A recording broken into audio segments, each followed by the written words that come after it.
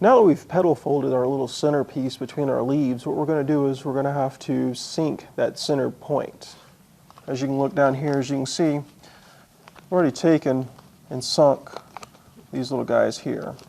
This one still has this little flap on him, so what we're going to do is we're just going to open him up, just twist it under like so. Once again, a good chopstick always comes in handy. Pushing it down in there, like so.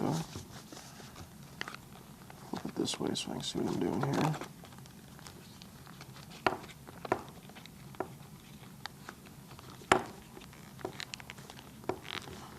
There we go. Something flat along the lines of that. The better you can get it, the more perfect they look, the better off the whole project will be afterwards.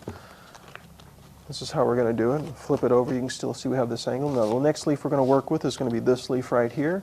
So remember which that leaf that is as we flip this over.